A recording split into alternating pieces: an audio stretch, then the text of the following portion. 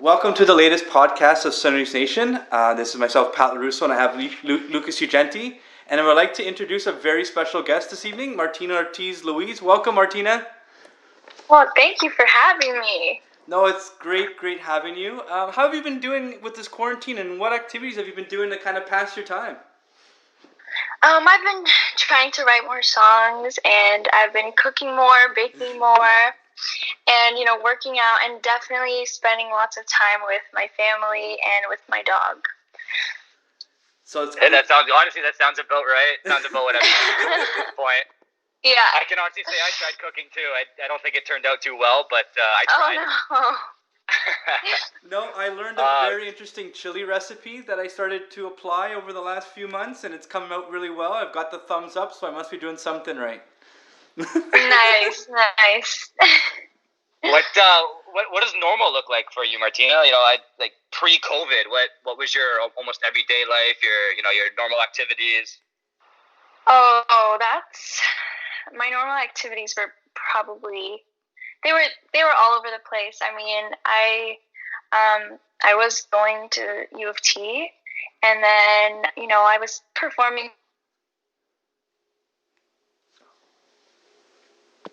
Yeah. Okay, where did I stop? Like, where did you stop? You were kind of just starting into what your normal activities were, and you were discussing U of T. You said you were going to U of T. I don't know if you want to start there again. Right. So, so I was going to school. I was going to U of T, and I was singing for the Leafs pretty much every other night for all their home games, and then I was performing all over the GTA for all these other gigs, and then I landed a role in a TV series, and then I started filming out in Calgary. So, and I was in the recording studio, so my norm was all over the place, and so right now I kind of feel like, oh, what's happening? Like, I want to be outside and doing things, but it is what it is. So, without going too in depth, do you want to just kind of let our listeners know, how you got into your music career and kind of at what age did you start? Okay, without going into too much detail, because otherwise I'd be starting at the very beginning. Well, I pretty much started singing ever since. And my parents noticed that, I could carry a tune, and so they put me in formal voice lessons when I was about 3 years old. And then I started joining competitions and festivals around the age of 4. And that's pretty much when everything started. And that's when I started performing pretty much everywhere. Excellent. And, you mentioned these competitions. What is your most fondest memory of those competitions as you were growing up? So this one's kind of one of my favorite moments. When I was young, I joined this competition here in York Region called the York Region Talent Search, and it was held at Newmarket Theatre. And I won first place in the 12 and under category. I was 5 years old, and and my whole family was there watching, like my parents, my grandparents, my cousins who I grew up with, who were pretty much like my older brothers. They were there, and when they announced my name, like, they all went crazy. And it was really funny because there's this one picture that I have, like, taken out of the newspaper, and it's of my grandparents, like, holding me up. And yeah, it was crazy because they put me in, like, the papers and everything, and it was a little embarrassing at the time because I was 5 and I was like, what is this? But looking back at it, it was very cute. Yeah, I can imagine. So at 5 years old, I don't think I was doing anything close to that. So, but it's crazy because obviously we had to look at your bio because you do have a website, and we want to know a little bit more about you. And there was so much information. And I guess I want to start with, at the age of 11, if you can just maybe explain to the listeners what World Vision is and how you became the youth ambassador for that.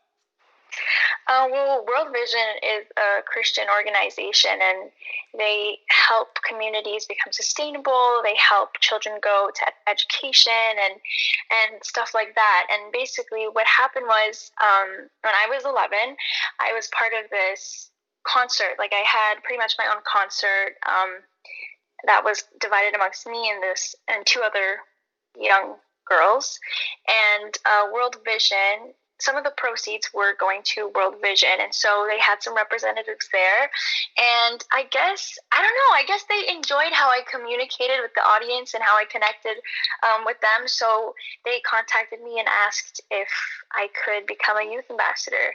So so at that time, I went to some of their events, and I spoke and performed at some of their events, and I wrote their Christmas jingle when I was 13, and they took me on tour across Canada, and I even got to go to and see one of the villages that they helped become sustainable in the Philippines, and I think that was when I was 12. So yeah, they hold a special place in my heart, World Vision.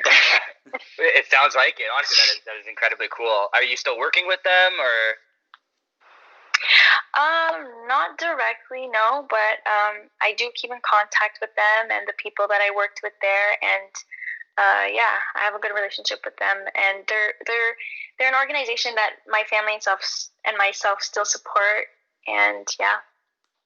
Right on. I know you mentioned there a little bit in your response about the Christmas jingle. So I guess that was for World Vision. Yes. I assume that was like your first, taste of professionalism and singing and whatnot. What was that like? How'd you get that opportunity?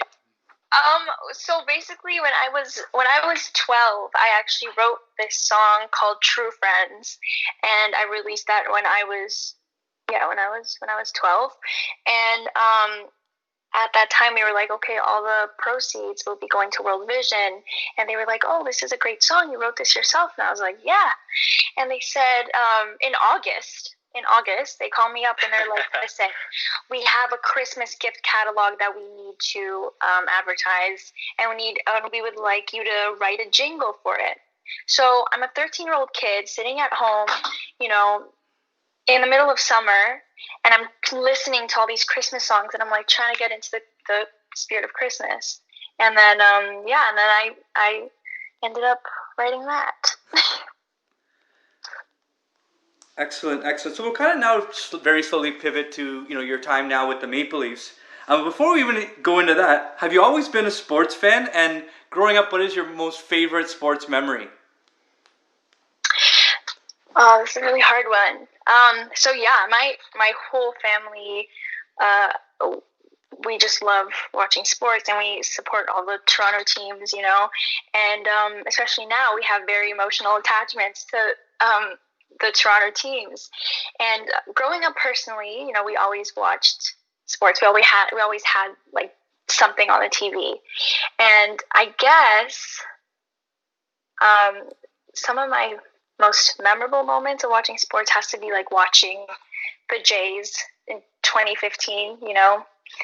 And I think it was like 2014, 2015, not exactly sure, but I just remember like we would be all at the TV just like, ugh!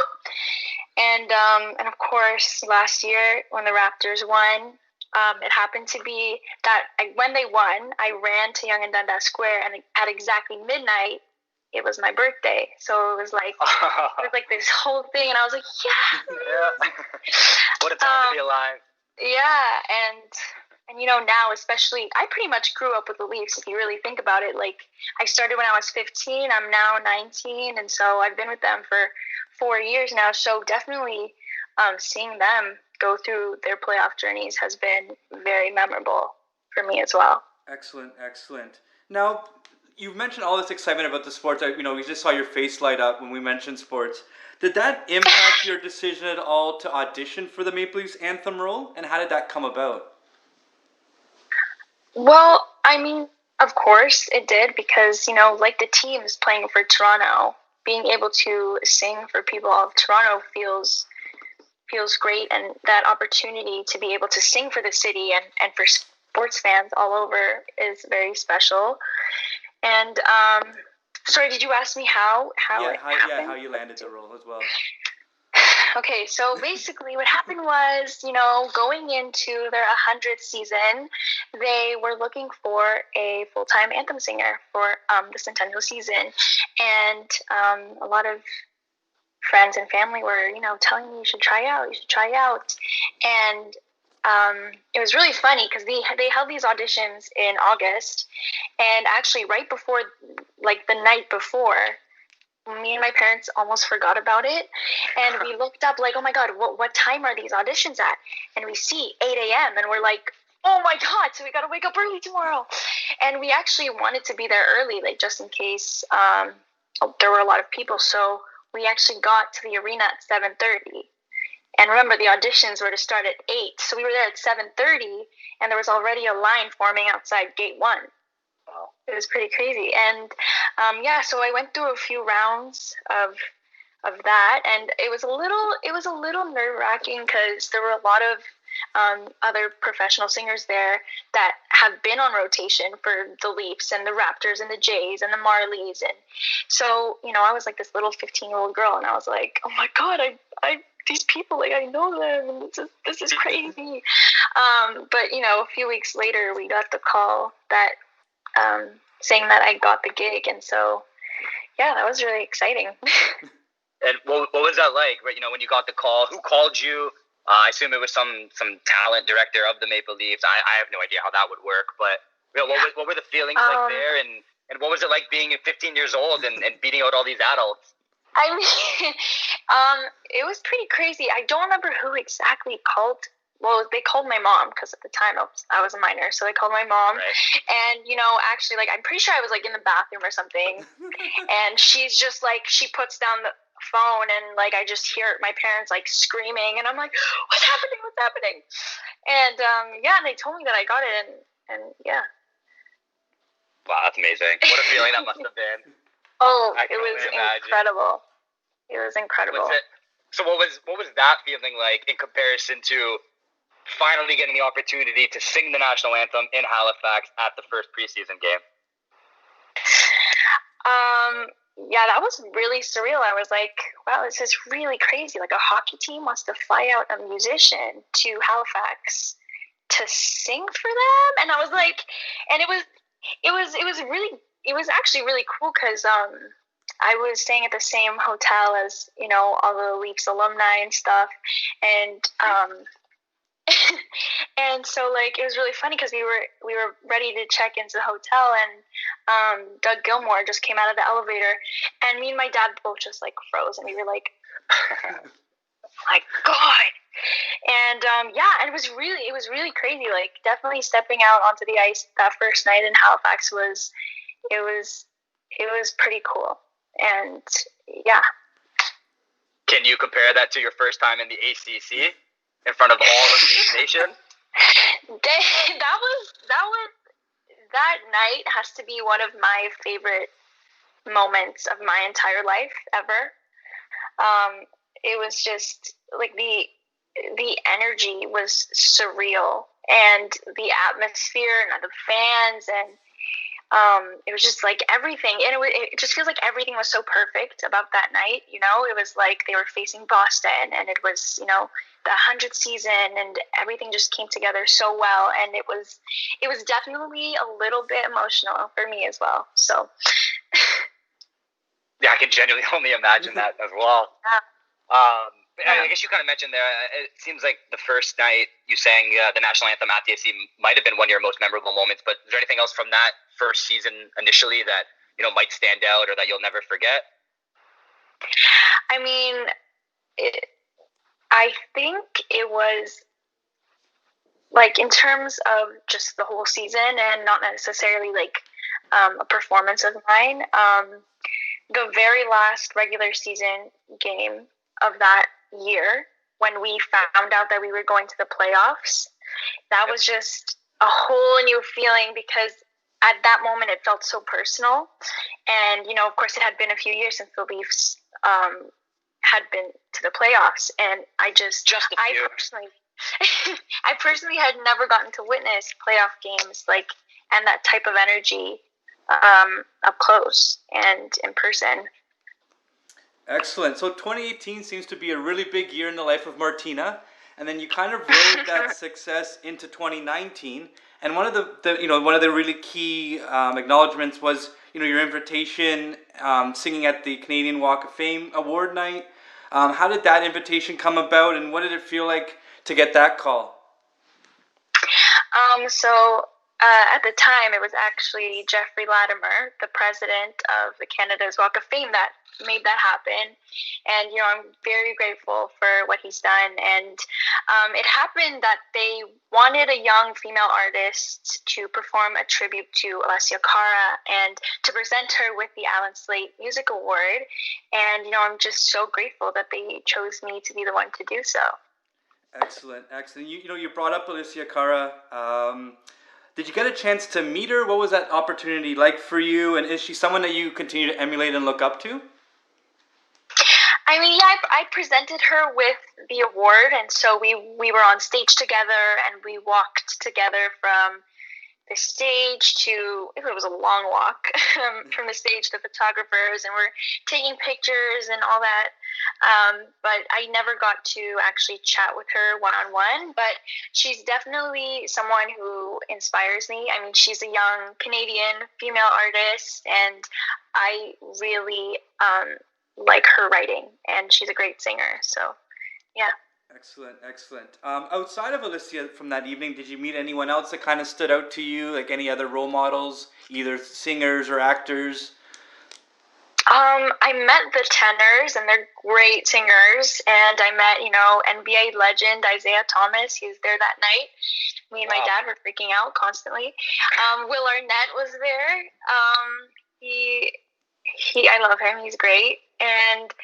But one of the biggest, I think, for me, it was meeting one of my biggest idols of all time, David Foster. I got the chance to actually talk with him for a bit, and that was really, really cool. Excellent. So before we kind of pivot to some of your new current projects that you're working on, especially the release of your single "No Love," you did mention very early on in our interview about some acting that you've been doing on the sci-fi series Winona Earp. How did that come about, and how does that differ from when you prepare for, say, an acting role as opposed to a singing role? I know it's very similar performance, but how does that differ when from one experience to the other? Well, first of all, I auditioned for this back in, I think, December, at the end of December, and I heard about it. I heard that I had been considered for the role. At the beginning of January, I was sitting in a lecture, actually, and I got the email, and I looked down at my phone, and I see the notification, and I'm like, I can't even scream in this lecture right now.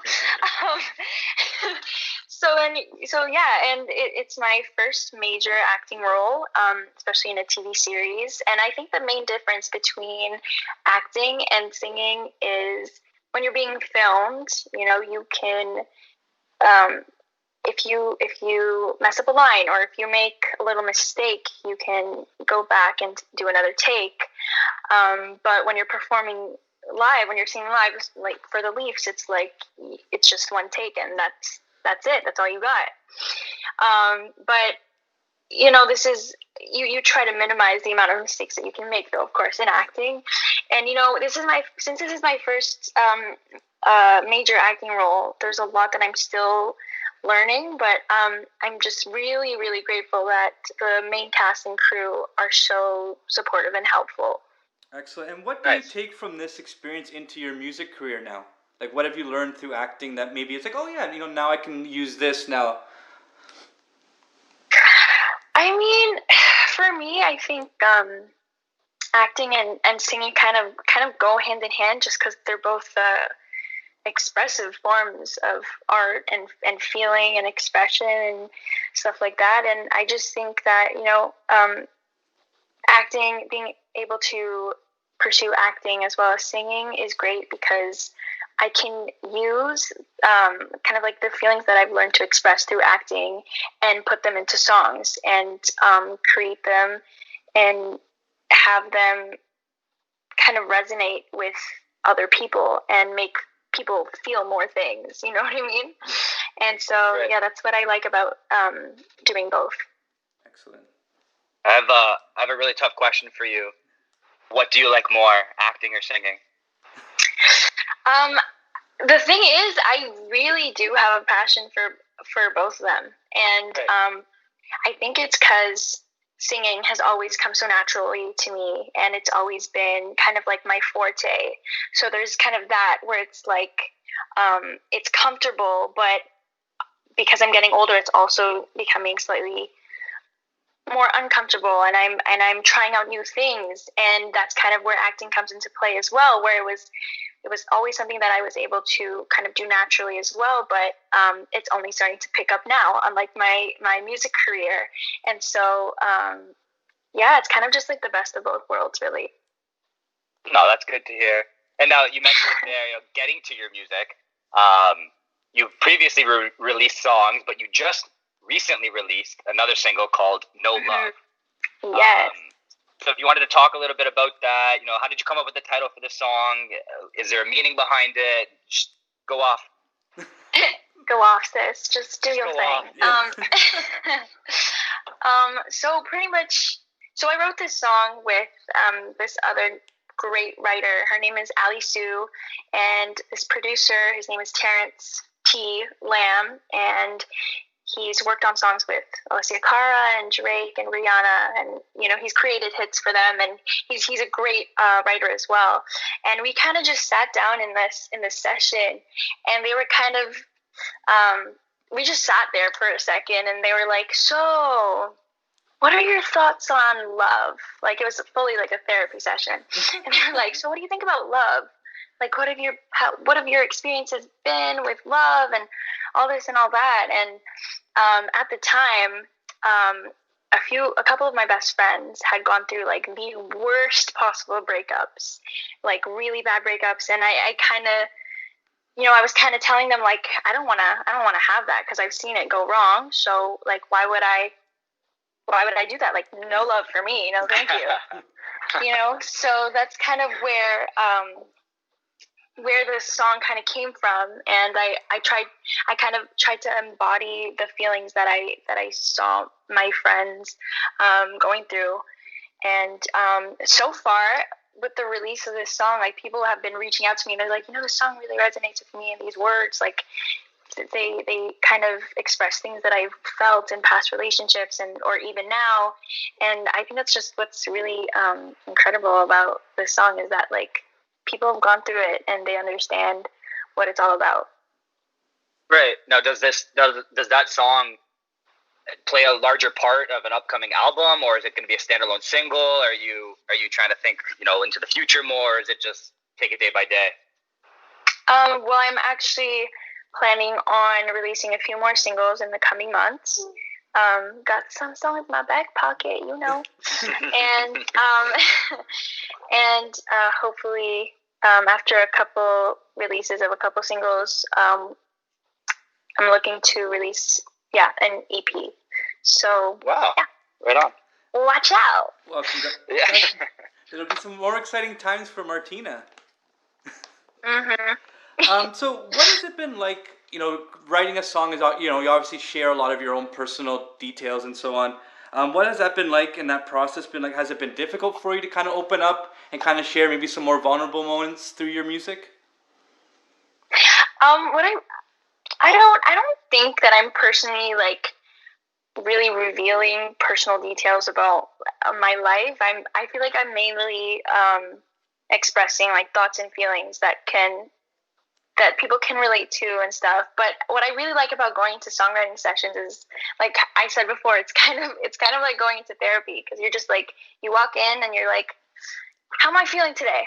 And if you're angry about something, you'll be like, listen, this is what's happening, da da da. And same with, No Love. It was kind of like I expressed things that I was seeing going on in, my friend groups and stuff.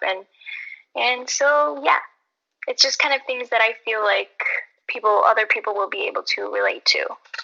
Excellent, You know? excellent. And you know what? Given the limitations now with COVID and a lot of things being shut down, in a normal situation, you probably would have gone on tour to promote the single or some of your upcoming singles as well. What are your plans to promote the music and all these other new songs that you have coming out? Well, for now, I'm just trying to push it on social media, and hopefully you guys and your listeners have streamed it, downloaded it, add it to your playlist, maybe share with your friends. But yeah, for now, it's mainly just the social media type of thing, considering all the limitations. No, excellent. Well, you know what, Martina, Yeah. it has been a pleasure.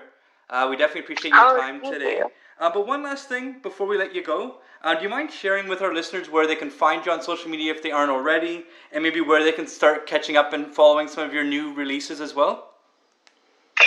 You can find my music on Spotify, Apple Music, SoundCloud, Amazon Music, pretty much anywhere you like to stream or listen to music.